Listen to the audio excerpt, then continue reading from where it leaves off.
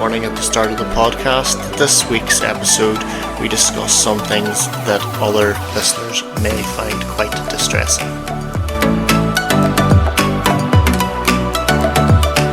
Hello everyone, and welcome to this week's That's Mental Mate. This week I'm joined by old colleague, old friend, Libbi Mcilwaine. Hello. Is that the surname you're going by now? Yes, that's the surname we're going by. So it sounds weird saying that. Yeah. Suppose you're a married woman now, so. It's still weird for me, to be honest. It's like people on Facebook that get married and you've known them from like primary school and you're like, who the fuck's this? And then you go on, you're like, oh, it's so-and-so, they just got married. So as you know, we start the podcast every week asking each guest how they are. I'm doing good. How are you doing? Yeah, I'm doing good. You're one of the very few people that have asked me that. Well, you know me, I have to make sure everybody's okay. Yeah, no, I'm 100%. I'm just working away and podcasting away and writing away and just keeping myself busy. So I've nothing mad to complain about. Are we going to get a new book soon? Hopefully. Trying to get out this year. People might not know, when me and Libbi worked together, I set a character of her. And it was kind of like a running joke every time we seen each other. I think I just decided halfway through the book, I was like, you know what, I think I'm just going to kill you off.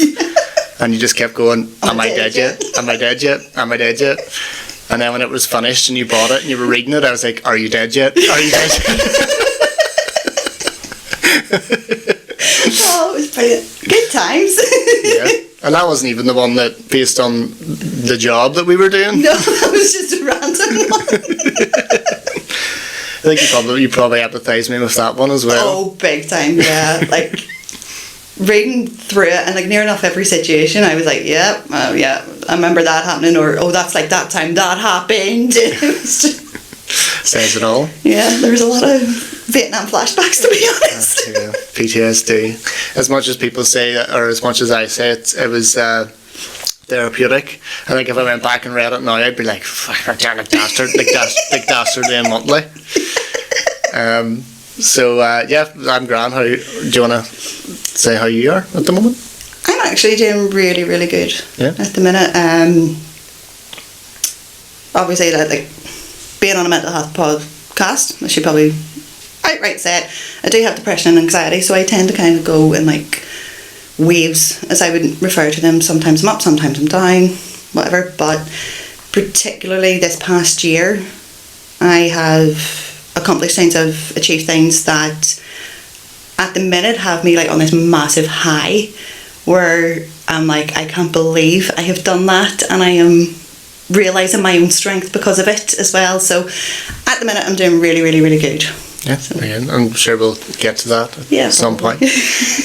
So I'd probably just kind of start every podcast asking the guest when you noticed that your mental health was declining, or was there any kind of situation or event that kind of spiraled you into? Well, for me, looking back all through high school, it was there. I just didn't realise what it was. Just kind of masked over it and dealt with it.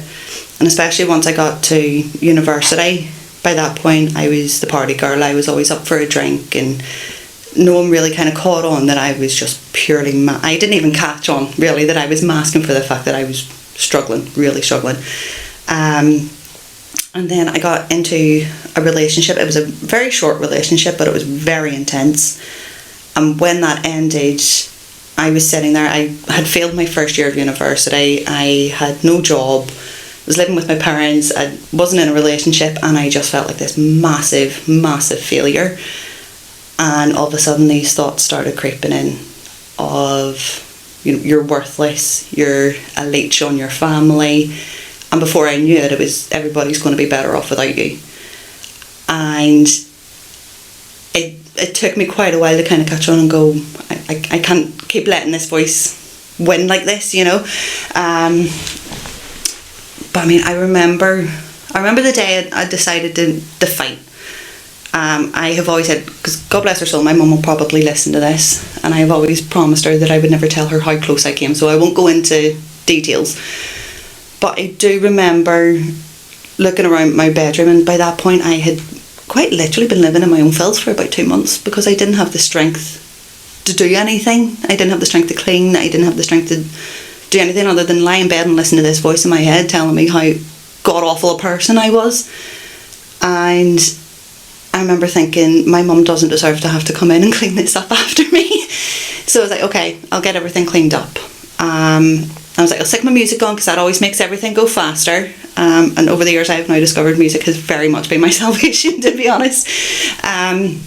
So I put my music on, and I'll call it whatever you want, a higher deity, just pure chance, I don't know. But my music, the first load of songs that came on was all songs that brought back really happy memories. And I remember thinking to myself, I wish I could be happy like that again. And all of a sudden this wee voice just popped up saying, so fight for it, fight to be happy.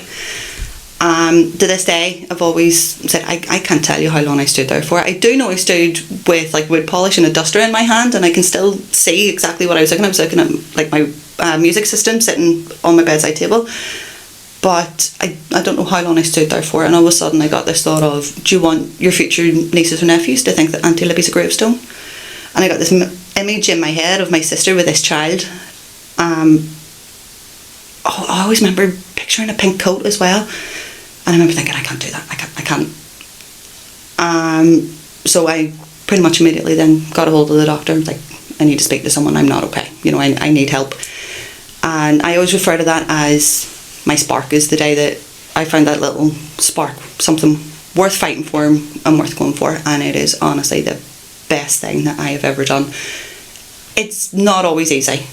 As I said at the beginning, I come and go in waves. There's times I can be sitting for anything from 5 minutes to 5 weeks, just staring into space, zoned out, fighting this little voice in my head that's telling me all sorts.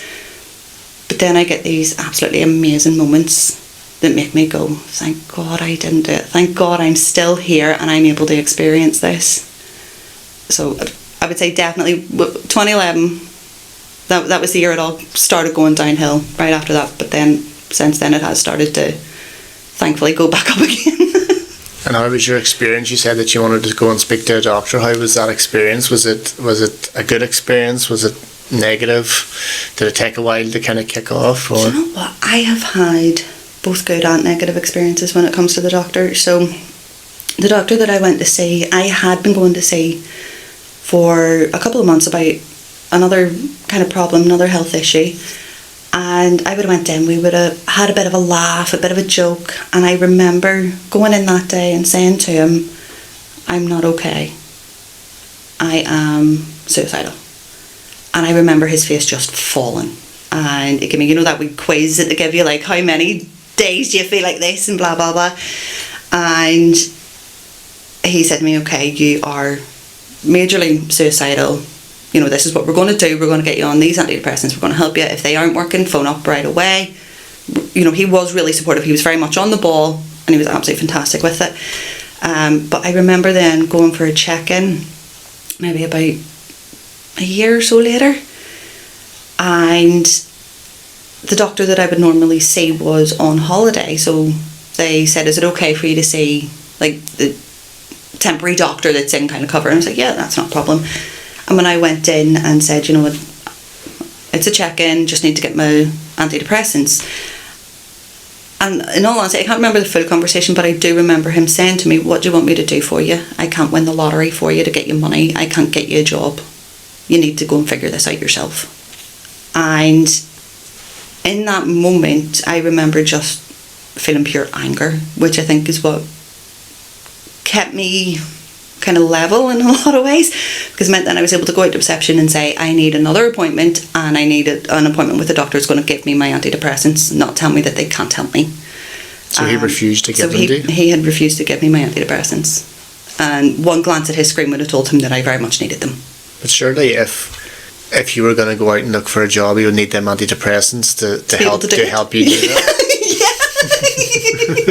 Yeah. It's like I'm sitting there and I'm like, I can barely get up and brush my teeth without my antidepressants, quite frankly. How do you expect me to go and find a job if you're not going to give me the tablets that help me function in everyday life, But I just remember feeling pure anger. But he was, to be fair, the only doctor that has ever given me that kind of treatment.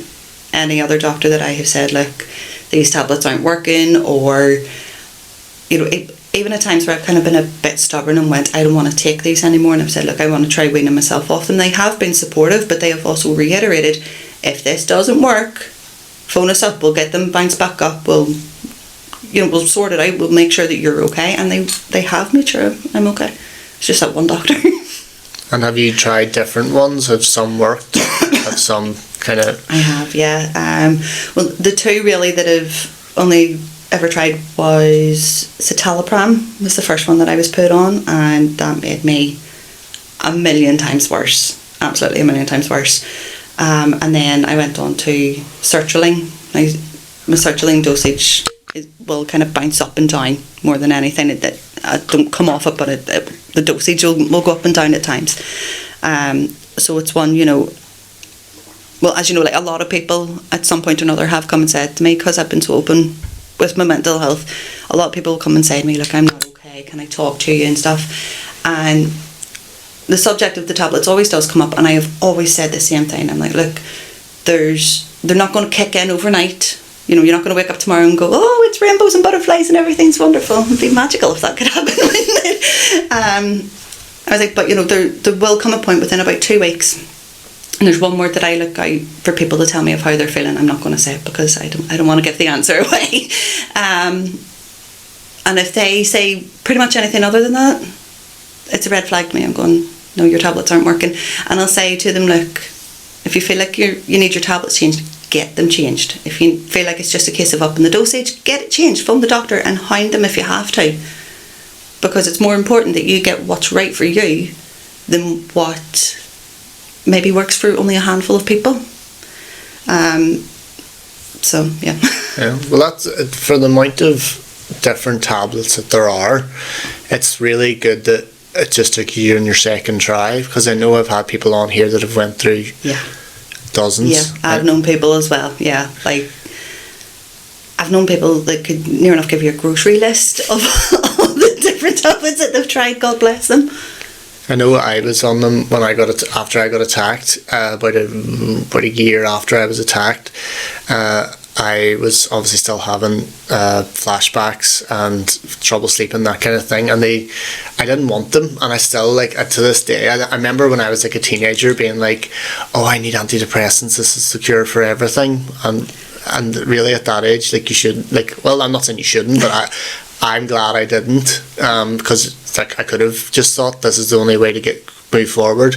But I remember the ones that I was on, they were actually anti-anxiety, and they made me really ill for a couple of days, and then the headaches were awful. So I just kind of said, look, and I didn't see a change. They said 6 weeks, and I was like, I don't see a change. I'm still walking to uni, I'm still quite anxious, I'm still scared that if someone comes up behind me they're going to attack me, that kind of thing. And I just I think it was just my own stubbornness, to be honest. I just kind of went, no, I don't want them anymore, and I'll sort it out by myself. But it's just weird how different people can, I'm happy that I can do that, because I would forget to take the tablets and end up being great one day and then the next day being miserable.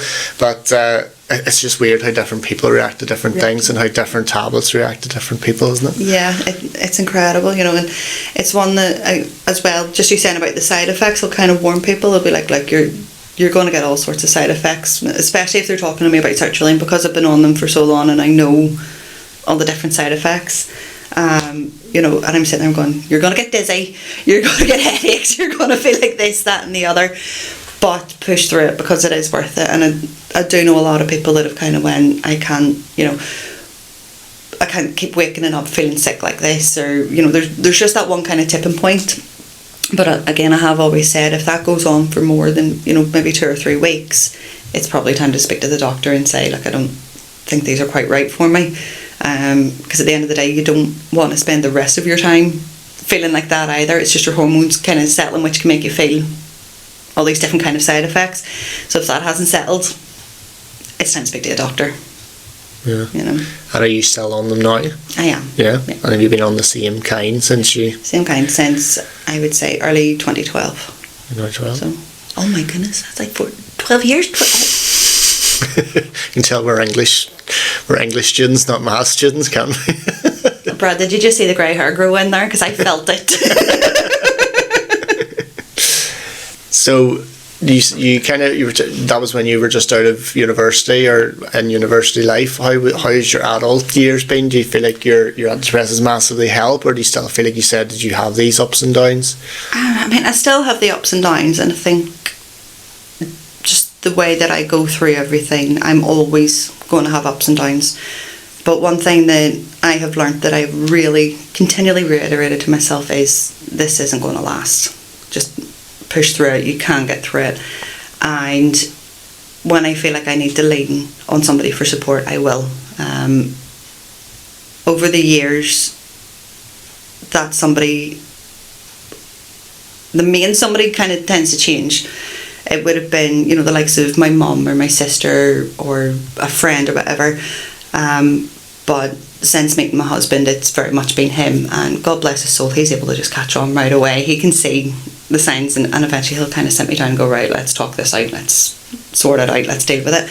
Probably helps that he's so easygoing too, so it's not like if he was hysteric as a kind of personality as well, it might have been that he's just that easygoing. He probably just sits and texts it. Yeah, I think honestly, I think if he had a complete breakdown, I just would not know what to do. I'd be sitting there going, how do I fix this? With him having a complete breakdown, would probably been like, he's just so easygoing. He just takes everything in his stride.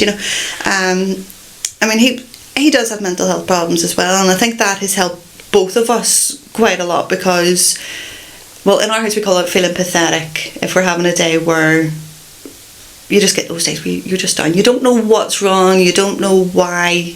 It's not even like the voice in your head's constantly kind of giving it stacks. You're just down, you just don't have any energy.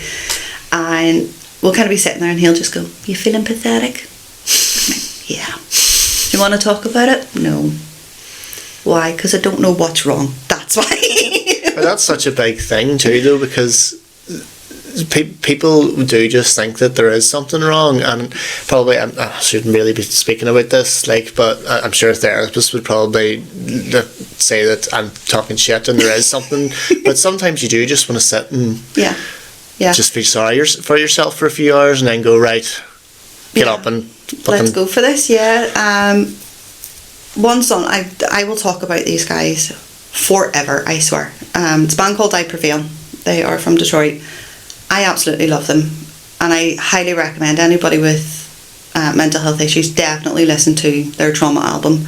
But just in the context of what we're talking about, nothing has summed that up for me more than their song Let Me Be Sad.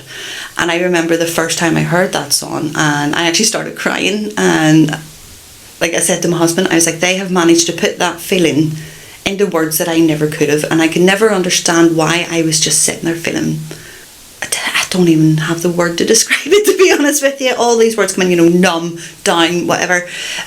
But it is just that moment where, you're not giving in to the depression, even if that voice is going on in your head. You're not giving into it, but you're not exactly fighting it either. You're just kind of sitting there going, I need a time out. I need to just take a breather. Just leave me alone for 5 minutes and let me just wallow in this.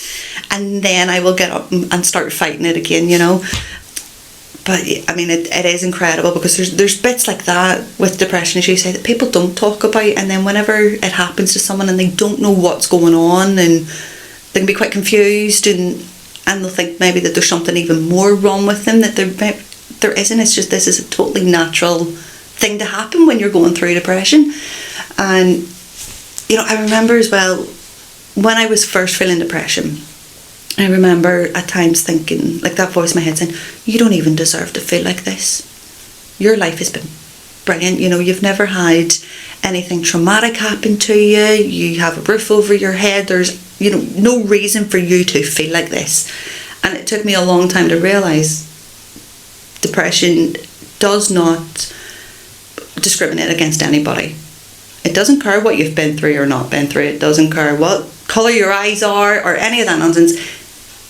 It's a chemical imbalance, and it can get you for a reason or for no reason whatsoever. Definitely. And for you to bring up the I Prevail, the band, I think that's really interesting as well, because I know when I was a teenager and I was like really down, it was so weird. Like, do you remember Simple Plan? Yes. Loved Simple Plan. I was obsessed with Simple Plan, and I was like they're feeling the exact way I'm feeling, and although it's personal to them, and I'm sure I'm probably the same, they've wrote a really personal song, but so many people can relate to it, and so many people just think I'm not alone. So it's weird how music has that effect, and you said that before. I think I'm very like that as well. Yeah. I've definitely found a lot of kind of comfort in music, not just with Hyperfield, with quite a lot of bands, but Hyperfield is definitely the biggest one.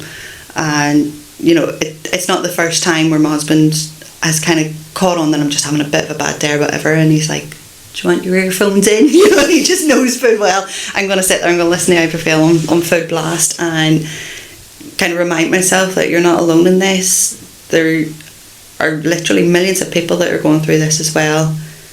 You have that support, and you can make it through this. So it's finding wee things like that that kind of help keep you balanced and help you remember I can make it through this. And it's weird you brought up, you said that your turning point kind of was you thinking about your future nieces and nephews and the pink coat, and now you do have them nieces and nephews, and I suppose that probably hits even harder with you now. Let me tell you, okay, this is another one where I go, call it fate, call it chance, call it a higher deity, I don't know. But that little pink coat will forever stick out in my head, because 1 year to the day my sister told me that she was pregnant. After all of this, 1 year to the day, she told me that she was pregnant, and she had a little girl.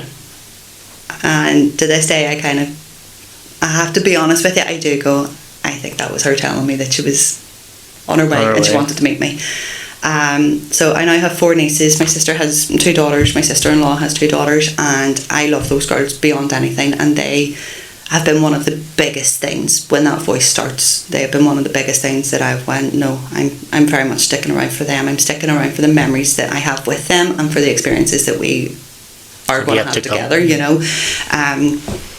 We recently, at the end of October, we actually went back. Me and my husband, my mum and dad, my sister, my brother-in-law, and my 2 nieces went to like a holiday park that we went to when we were kids. And that entire weekend I refer to as it's what I call my thank God moments. Thank God I was here to experience this and I didn't do it. Just because that whole weekend, getting to spend that entire weekend with those 2 nieces and being able to share that kind of experience of this is what we did when we were your age, when we were here, and seeing how happy they were. And it was something so simple of me and my husband walking like back down to the caravan, and the girls were like holding our hands on the way down, and I believe we were playing 1, 2, 3 swing the whole way down.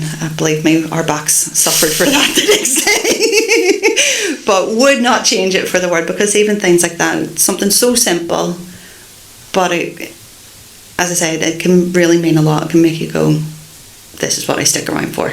And it means then that whenever that voice starts up again, I go, no, I have this to fight for, and I will be fighting for it. I like that. I like the thank God moment. That's a nice thing to put in. There's been quite a few of them over the years, and as I say, some of them have been small, the likes of 1, 2, 3 swing with my nieces, or my eldest niece telling me that she was interested in Titanic, because I'm a big Titanic nerd, so I was like, yes, I've got one. All 4 of them, finding out that all 4 of them liked Harry Potter. As you know, I'm a massive Harry Potter fan, so that was another one I was like, yes. So there's the small moments like that, but then there's the big moments as well, the likes of, I really should not say this on a recording because we don't be smooshy like this, but our wedding day, getting married to Johnny, there was just a moment I remember standing thinking, as he was saying his vows, like, thank God, thank God I'm here and experiencing this. It can be absolutely any moment. It could even be seeing a nice sunset, absolutely anything, but there are so many things out there that you can fight for. But that's good, the nice sunset, because it doesn't have to be big dramatic moments like getting married. It could be just, that's a nice sunset. And it's the same as, I think we touched on it before, I got out of bed today, congratulations. That sounded very sarcastic, but I meant congratulations. If you are having such a bad day where getting out of bed and brushing your teeth took every bit of strength. You should be proud of that. Yeah. I mean, I've seen days where, I've texted Johnny and said to him, I did the dishes today. Because it was all I had the strength to do, was to get up and do the dishes. If that, as you say, if that's all you have the strength for, is to get up out of bed, even if you're getting up to sit in your pyjamas and watch Netflix on the sofa, you still got up out of bed. You've still achieved something that maybe the day before you didn't have the ability to do. Again, it can be the big things and it can be the small things. It doesn't matter what it is. If you've managed to do something, you have still accomplished it. You got to help your nieces now with Harry Potter if you're going to go all out. I am so excited. There's me with my 6-month nephew trying to get him into sloths, and he just eats them. Of course. I'm like, no. I got him there. We're actually sitting in my house. You see the wee Mario over there? Yes. It's like a wee puppet I got in the Newcastle Christmas markets, and I got him a Luigi one, so his is up in his in his wee nursery. So then it's like we have one each. But I gave it to him on Christmas Day, and it was just straight in the mouth. I was like, poor Luigi. He's been through enough. He's been through a wood chipper. Well, the question is, at what stage do you start getting them into busted? Oh, I don't know. You see, I'm kind of seeing this now. Well, he was at the concert with my sister. No, was he? No, that was Becky Hill. That was Becky Hill. I was going to say he was at. No, it was Becky Hill. It was his first concert in Dublin. He was raving away in her belly. No, he was born at that stage. He was here before Busted, and then his dad took him away. And then Cody came and enjoyed the crack with us. Yes, that's right. That was another good night. Now, that was one as well, as I said, at the start, about achieving things and doing things that I'm now on this really big high. Yeah, because you got the ticket very last minute. The night before, yes. It was crazy. So with that, growing up, I loved Busted, absolutely loved Busted. A lot like yourself, Matt Willis, loved him. So seeing that they were coming to Belfast, and I was like, I have to go. And then all of a sudden I'm hearing tickets are sold out. So I was like, I'll miss my chance then, doesn't matter. I'm on TikTok and keep seeing all these videos of them doing Year 3000. I was like, I have to go, I have to. So I went on to Ticketmaster, and lo and behold, they were coming to Belfast the next night. So it was like a whole ordeal that night, Brad, between me and you, of where are you sitting, where are you standing, is this a standing ticket or is it not, But eventually I bit the bullet. But I remember almost having a voice in my head. It was 10-year-old me going, please, can we go? And when I got that email saying you're in, and there was just this little voice going, are we going to see Busted? I was like, we're going to see them in style, girl. We're absolutely going to see them in style. We're going to be up front, we're going to be right close. This is going to be absolutely amazing. That was also a humbling experience though, during Year 3000. They get everybody down on the ground. They're like, right, we're going to all jump up. And I'm in my head, I'm like, yeah, we're going to jump up. My knees went, no, you're not. So that it was a bit of a humbling experience that evening. I realised just how old I actually am now. But at the same time, it was kind of healing that inner child of being able to go and see one of my favourite bands and just going and enjoying myself. And that, again, it's one of the things that has really kind of boosted my confidence and made me realise you can go and do these things. I think my 10-year-old self saying, please, can I go, still happens, and I've seen them about 10 times. Oh, Busted? Okay, yeah. Yeah, I'm going to see them in Leeds now. Oh. Chris bought me tickets to go see them in Leeds the day before my birthday, so I was like, yeah, well, I'm not going to say no to that. Yeah, I was going to say, I'm sure you're devastated. Absolutely raging.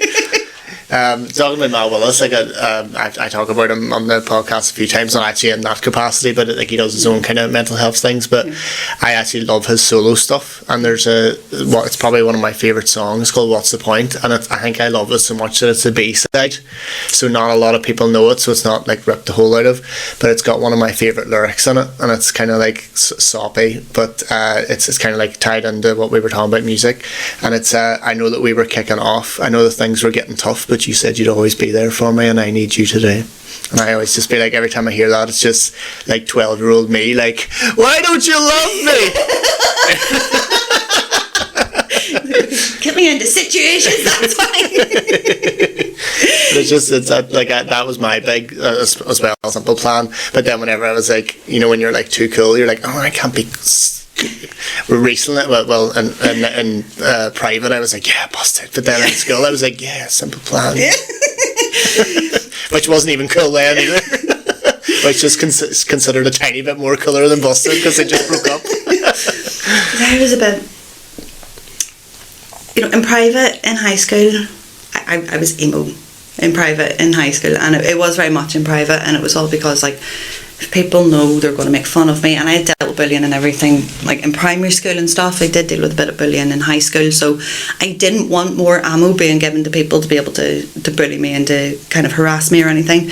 So it was all very much in private and in the background, and that it stayed that way for years and years and years. If I went on a night out and they were playing David Guetta, you best believe I knew every single word, because I was masking that in actual fact I'd rather go home and listen to Bring Me the Horizon, to be honest. But emo night and limelight. Yeah, honestly.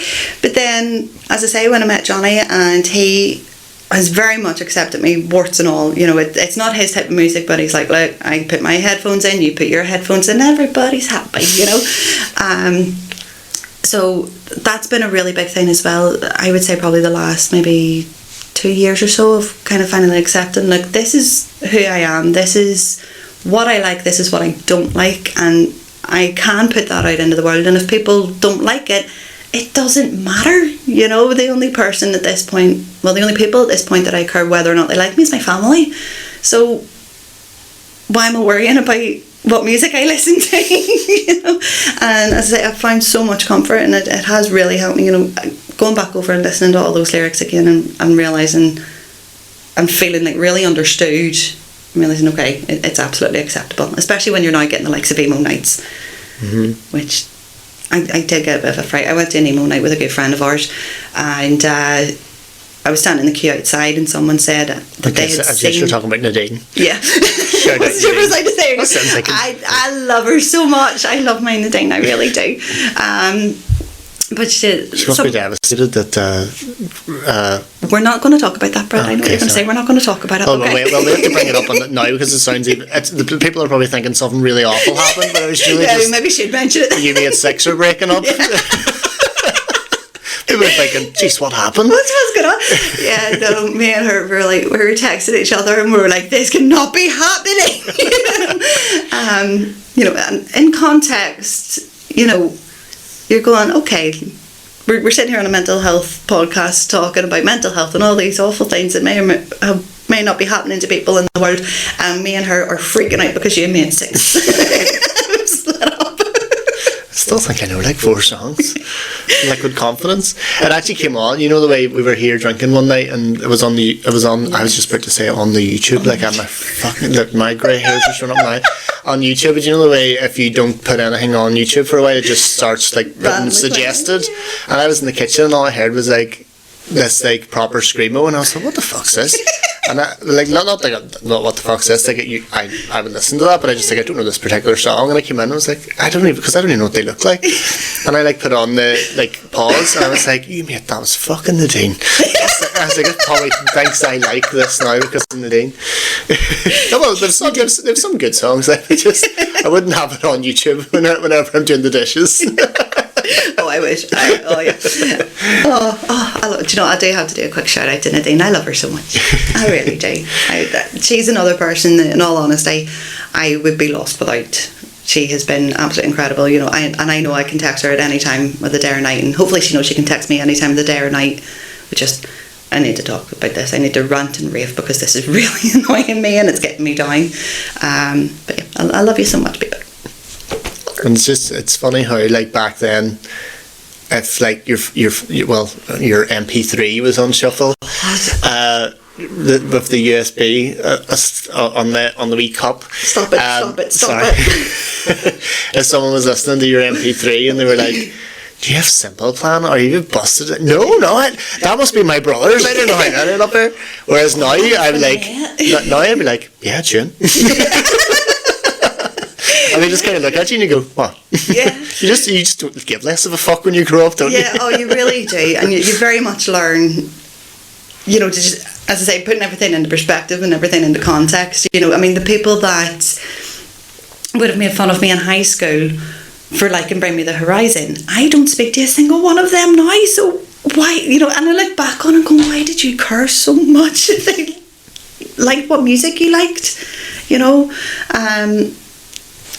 But, you know, as you say, like nowadays especially, you know, if someone says to me, oh, you like Bring Me the Horizon, or you like I Prevail or whatever, and I'm like, yeah, you don't.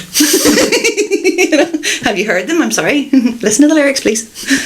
That's like me, but I'm not allowed. I'm just banned from connecting to Alexa nowadays because, like, it could go from, like, Busted to Taylor Swift to Slipknot to David Guetta to Big Hit. Like, it just... To Fairy Tale of New York. Well, that's an all year round song. We know that. We were both devastated when he died there. Yeah. We were like, still a tune. Yeah, memories of that song as well. And that's actually one of the ones that, it's one of the things that comes back to me every now and again as a really funny memory, and it kind of cheers me up, was the day we were in work. We hadn't opened the store yet, but we had the music on. Yes, I was just thinking that. And you had said it was the night after. It was the night after our staff do. Yeah. But our boss was like, no one's getting it off. Yeah. So we had to be on our best. So we all had to be on our best behaviour the night before. But I don't think any of us were. But we were in, because it was a Sunday. We had to be in a couple of hours before. Yeah. But I remember you said to Owen, well, I didn't hear this. I only heard this bit afterwards. But you said to Owen, like, where do you see this? And you shouted over tune, and I shouted tune back at you. And before I knew it, like, we were all standing like on the shop floor with our arms around each other, singing away to Fairy Tale of New York. If any customers are looking through they must be like, what is going on? Are they doing? Are they okay? No, it's just because it didn't come on the night before. I hate when you go out at Christmas time to a bar and they don't play it. I mean, it's a classic. I know. You know. we were on New Year's Eve. I had to get my friend to sing. She was singing in a bar, and I was like, play Fairy Tale of New York, and she was like, okay. And I was like, it's New Year's Eve, and it's not socially acceptable to listen to it for another 10 and a half months. Yeah. Whereas I will still be like, in July, Alexa, play play Fairy Tale of New York. I can't say anything. Round about July time, I start thinking about the likes of Halloween and Christmas and everything. I'm absolutely bouncing to start watching my Halloween movies.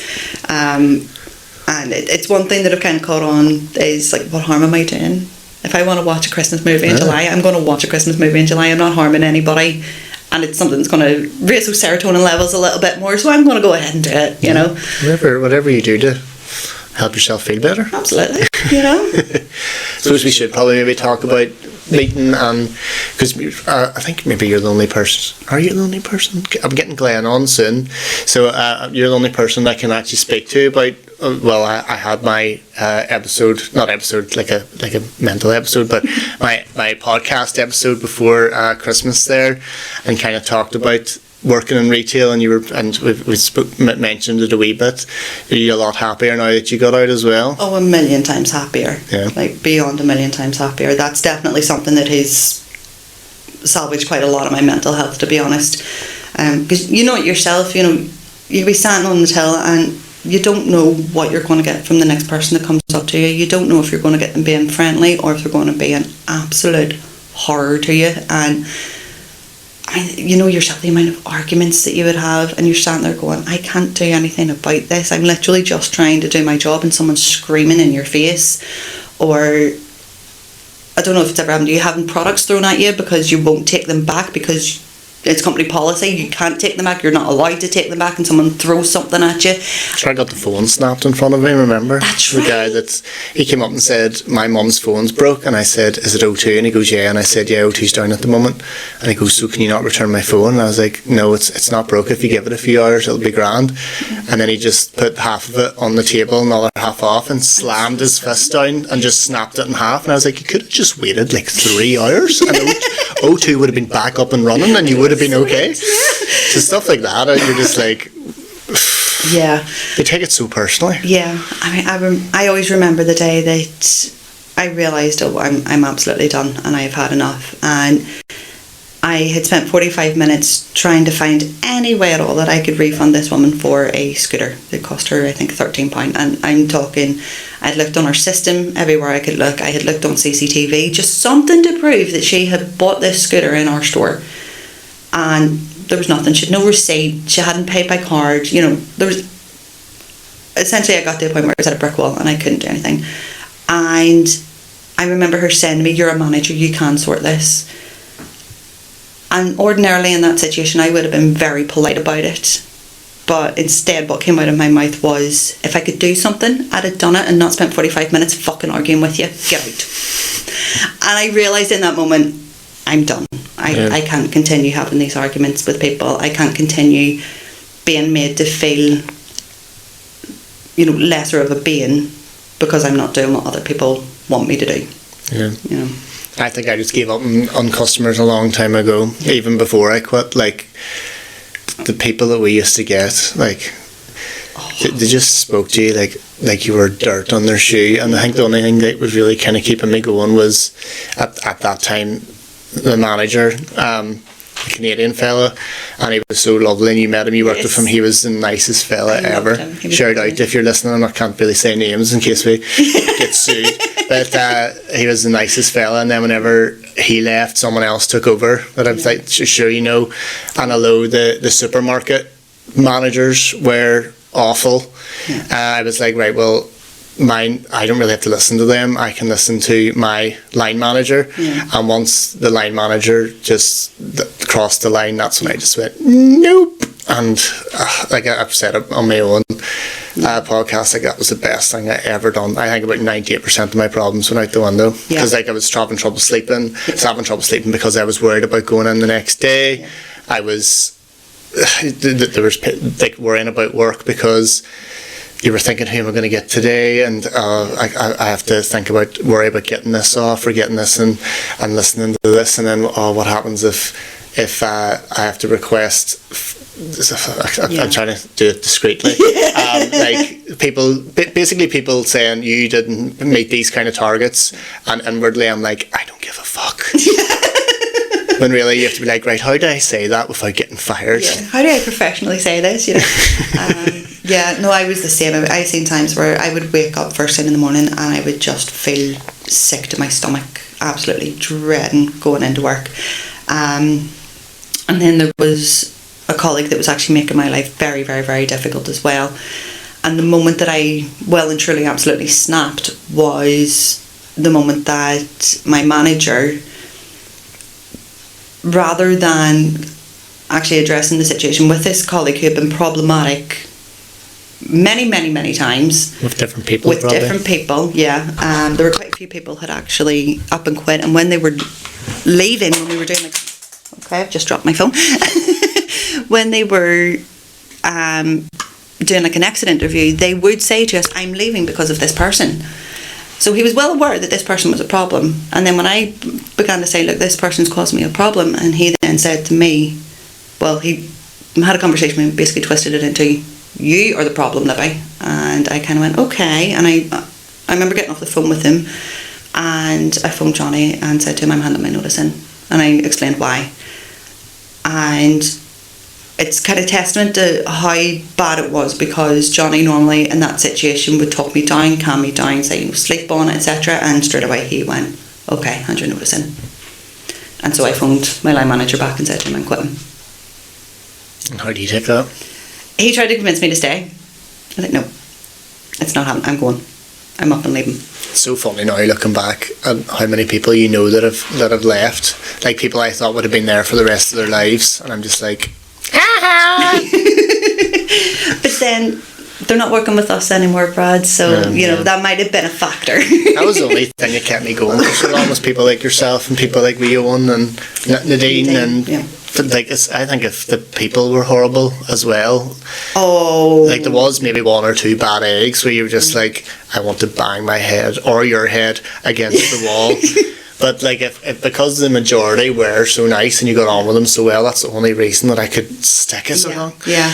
To be honest, I always looked forward to Thursday nights, because Thursday nights was always me and Nadine closing. And it's one thing I always find amazing, because before I worked in that particular store, me and Nadine had never met, we'd never set eyes on each other, and we kind of almost instantly became best friends. And it all boiled down to Thursday night closing, because it would just be me and her standing talking about Harry Potter and, Bring Me the Horizon, you me at 6, and eventually, like it's one thing I'm really grateful for with working in retail, is because it has led me to some really incredible friendships, the likes of with Nadine, with yourself.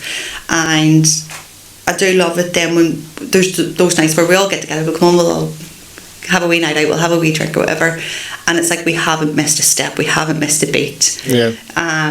It's like one of them friendships where like I could ask like Anna or Owen or someone over, and it's just like you just have pressed pause and then you just press play again when they come in. Yeah, and you're straight back into that kind of banter and laughter, and you remember all these great times that we had working together, and we do all tend to look out for each other, still, as you know, like I send people messages every now and again just going, how you doing? I know, it is weird, because it's just like I keep finding the message, how are you? And I'm like it's just so out of the blue, I'm like, am I okay? Am I like showing signs that I'm not okay, and that's why she's messing, or is it just completely random? It's just me kind of.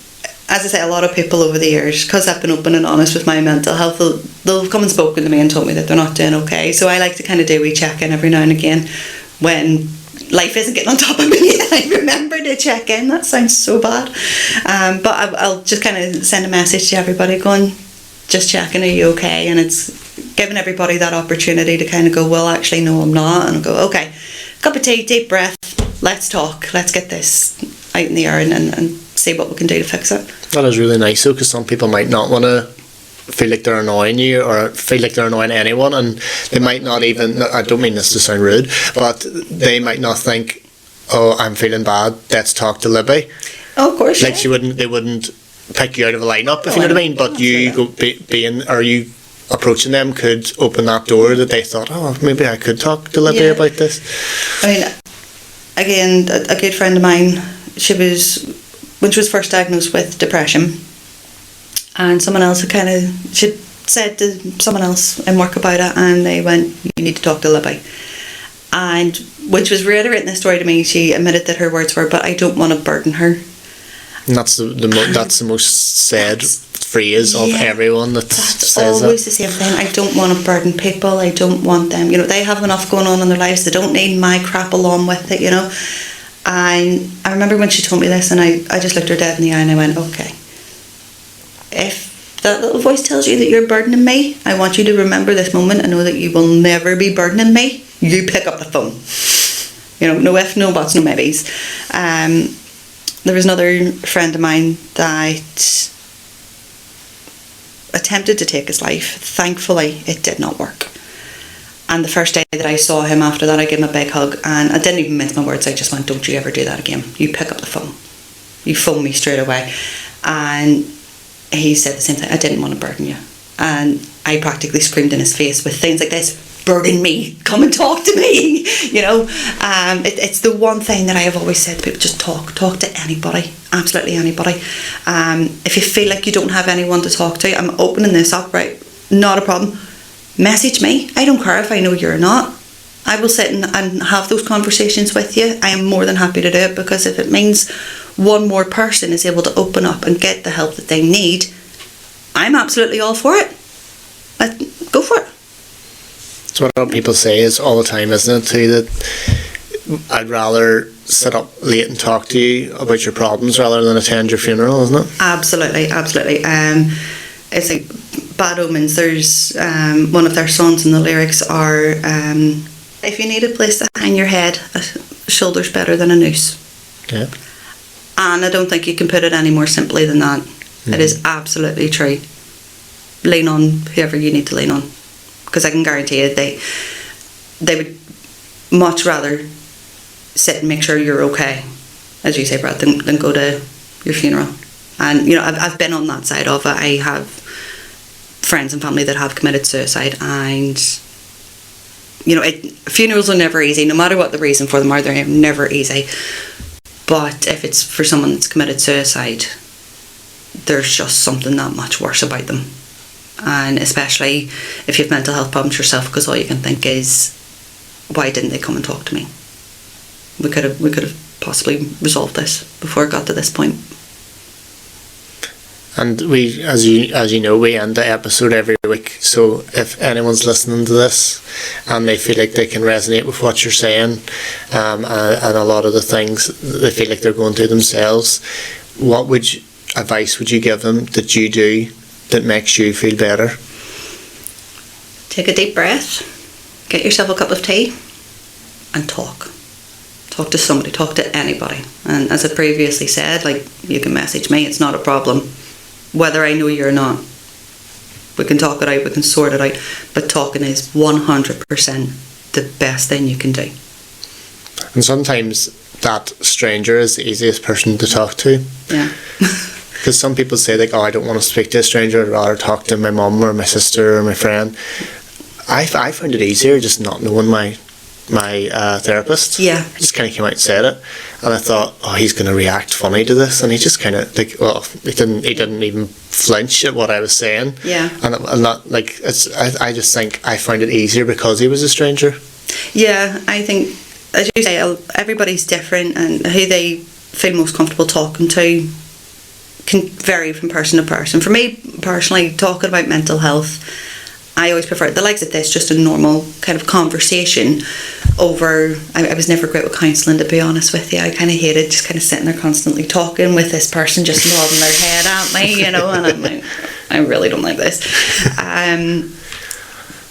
But, you know, I did find that it was helpful as well, just kind of voicing those things to a complete stranger. But I have found that it is easier as well when that stranger can turn around and say, well, look, I've been through that as well. Here's what I done, and it helped me. You can try that, and if it doesn't work, we'll go back to the drawing board and see what else we can do. Yeah.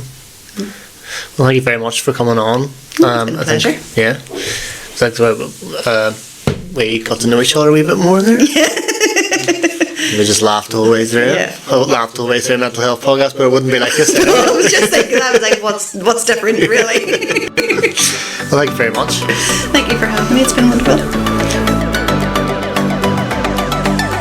Anyone negatively affected by this week's episode, there are a number of links in the bio to help. That's all from me. I will see you next week on That's Mental Mate.